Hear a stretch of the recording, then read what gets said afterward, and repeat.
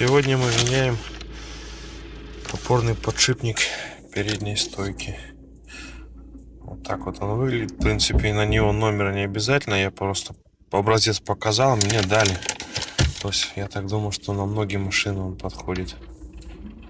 Вот у меня написано вообще Hyundai. Сейчас вот я думаю распаковать его и смазать немножко солидолом. Так, ну в общем смазывать не стал. Посмотрел, смазки там достаточно хорошие. Я уже поставил, стоит вот он. Получается вот здесь вот этот подшипничек. Он небольшой. Уже собрал, процесс стал показывать. Все, сейчас снимаю стяжки, собираю. Снимается легко. 5 болтов. Здесь 2 болта, здесь 2 болта. Думал, здесь стоят эксцентрики, а здесь просто 2 болта. То есть регулировочных болтов здесь нету. Все, сейчас поднавешу, опять покажу. Все. Ну вот, завешали опорник, стойку. Вот так это все выглядит. Вот здесь еще надо будет поменять пыльничек, найти. Сама шаровая еще довольно-таки неплохая. Пыльничек рассыпался полностью. Ну ладно, с этим потом разберемся. Так, собственно, опорник здесь вот 3 болта.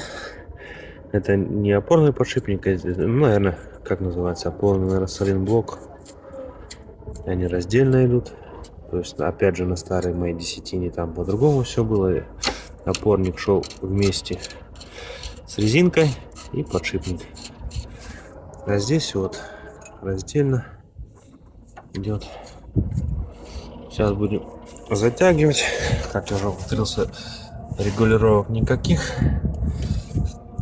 Выровняю стойку, ставлю ступицу, закручу 2 болта, поставлю тросик, шланг тормозов, скобой закреплю, затяну. Это ставить пока не буду. Все, ставлю колесо на место. Вот старый опорник. Процентов на 50 не хватает шариков. Из-за этого, особенно по кочкам, сильный хруст стоял. И когда поднимал машину на колесах, тоже такое ощущение, как пружина проскакивает опорная. И просто беда выглядит. Проволочку поставил старую, здесь не проволочка, а хомут, как пружинка, кольцо. Отдел. Да, и при съеме, для тех, кто знает, это будет не новость. Те, кто не знает, делается как. Вот она. Вот оно. Посадочное место. Вот это посадочное место. То есть покажу на примере. Никогда не бейте снизу. Не ставьте болты, не гайки, не бейте отсюда. Всегда в торец посадочного места со всей силы бейте, и она, в принципе, если не сильно закисла, она отскакивает. Можно попробовать монтировкой поджать и стучать, но у меня не было возможности. Так что просто с торца пару раз хорошо стукнула, она сама выпадает. У кого есть съемники, тому проблема это не проблема, в общем. Так, вот покажу наглядно. Вот таким макаром кольцо вы выкручиваете и подстукиваете. Так, при затяжке может быть такая возникнет проблема, как у меня. Я в пыльник напихал смазки и при этом смазался шток. Когда начал закручивать, он начал прокручиваться. Что делаем? Легонечко сверху пристукиваем, либо прижимаем, так как палец конусный, он в креплении, получается, зажимается. Если не помогает, я просто разобрался заново все.